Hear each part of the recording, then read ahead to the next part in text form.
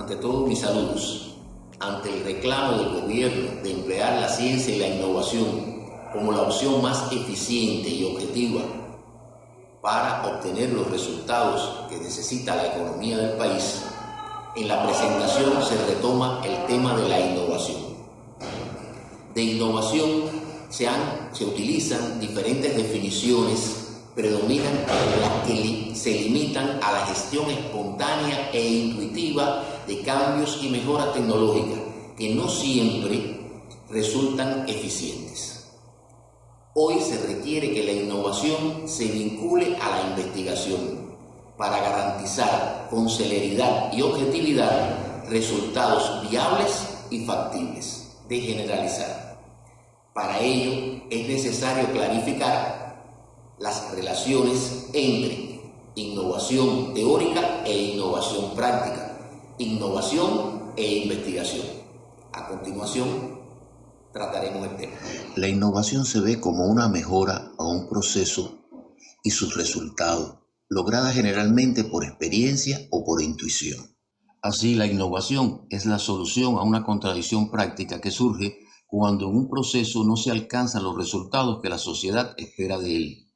Félix Varela, según Luz y Caballero, fue el que nos enseñó a pensar primero, lo que equivale a decir de Zaira Rodríguez Ojido que las contradicciones prácticas complejas se resuelven primero en el pensamiento, en la teoría y solo después en la práctica. De esta afirmación se desprenden dos aspectos que debemos esclarecer. Se requieren las dos para resolver un único problema. Son como dos caras de la misma moneda. La teoría explica cómo se resuelve la contradicción práctica, pero no la resuelve en sí. La solución práctica se sustenta y modela desde la teoría para ser objetiva y confiable. La innovación teórica es la contribución a la teoría del objeto. Enuncia los principios teóricos que deben regir la dirección del proceso para alcanzar los resultados exigidos por la sociedad, mientras que la innovación práctica es la solución concreta a implementar en la práctica. Describe cómo emplear los principios teóricos para alcanzar los resultados exigidos por la sociedad. Esta dualidad teoría-práctica presupone que la innovación requiere que con anterioridad se identifique el problema que se va a resolver con la innovación y se indague en sus causas, y después de modelada la innovación se compruebe en la práctica su efectividad y su viabilidad. Todo lo que corresponde a un proceso de investigación. Pero ¿cómo se inicia el proceso de investigación? ¿En qué momento se comienza la innovación? Para iniciar la investigación, lo primero es definir el proceso que va a ser objeto de la investigación. Este proceso es un proceso que dirige el propio investigador, en el cual necesita desarrollar la innovación.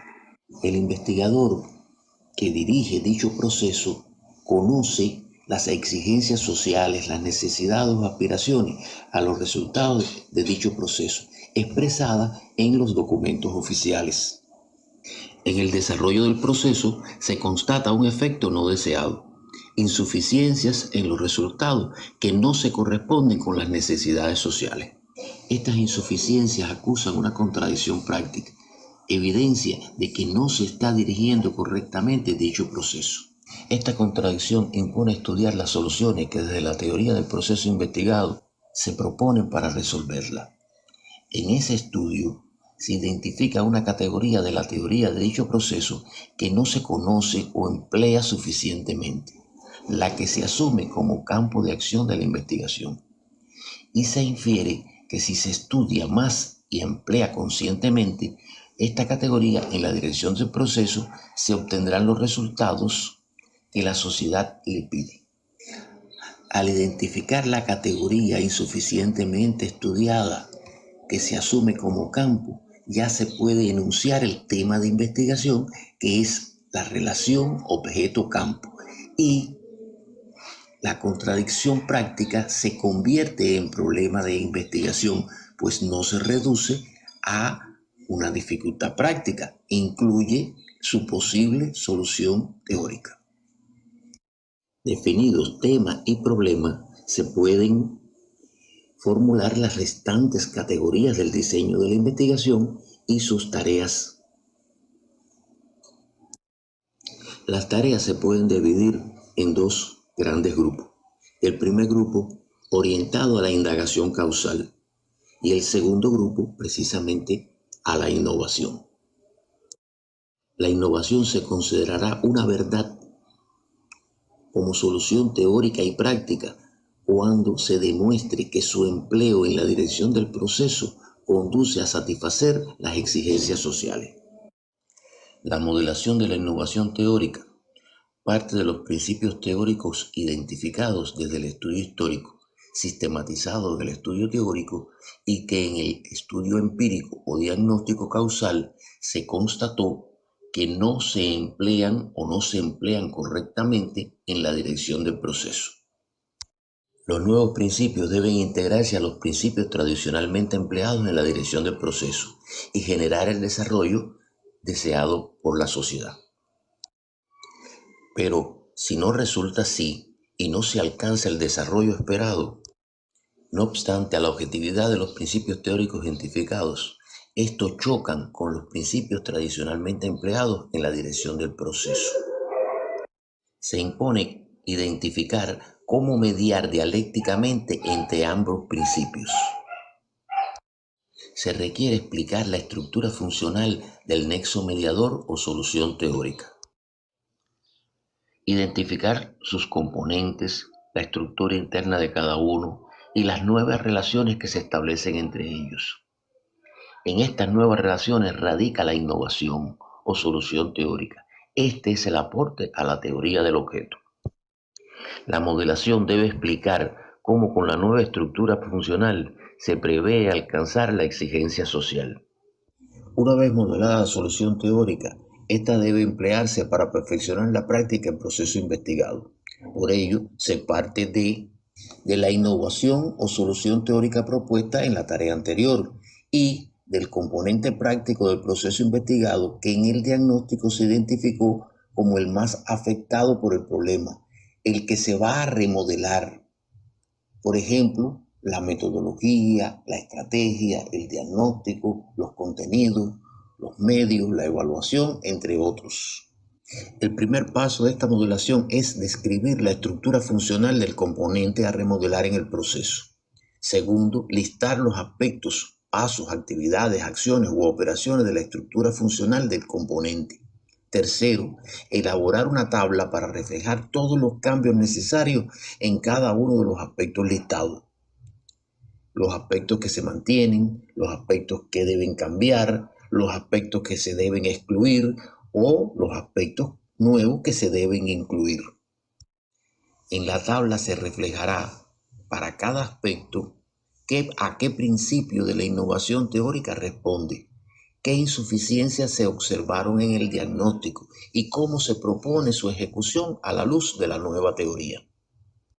La tabla permitirá explicar desde la nueva teoría cómo se deben ejecutar cada uno de los pasos, actividades, acciones u operaciones una vez innovados.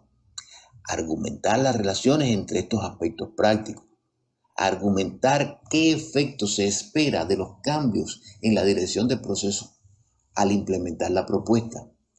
Describir las condiciones que se deben crear y controlar para que la propuesta cumpla con los principios teóricos planteados. La innovación práctica ejemplifica y demuestra cómo aplicar la innovación teórica, cómo dirigir el proceso para alcanzar los resultados esperados y, al implementarla y demostrar que es viable y factible, se valida la innovación en sus dos aspectos, el teórico y el práctico. Conclusiones. La innovación integra en unidad dialéctica la innovación teórica, nueva concepción de un proceso, y la innovación práctica, una nueva variante para la dirección del proceso. La innovación teórica es el fundamento de la innovación práctica, mientras que la innovación práctica es la concreción de la innovación teórica en el proceso, y con su implementación se puede constatar su veracidad, viabilidad y factibilidad. La innovación teórica se enfoca en el estudio de una nueva categoría de la teoría del proceso, y la innovación práctica en el perfeccionamiento de un componente del desarrollo del proceso, Ambas se enriquecen y perfeccionan mutuamente. La innovación teórica es una verdad general, válida para el proceso en el sentido más amplio, mientras que la innovación práctica es singular, válida para el momento, contexto y condiciones en que se implementó. Su generalización requiere que se adapte al nuevo contexto, a las condiciones específicas en que se desarrollará el proceso en cada ocasión. Espero hayan disfrutado la presentación. Con ella pretendemos, ante todo, motivar el estudio de los materiales que se adjuntan, disponibles además en el repositorio de objetos de aprendizaje de la Universidad ROA y en mi perfil en Google. Muchas gracias.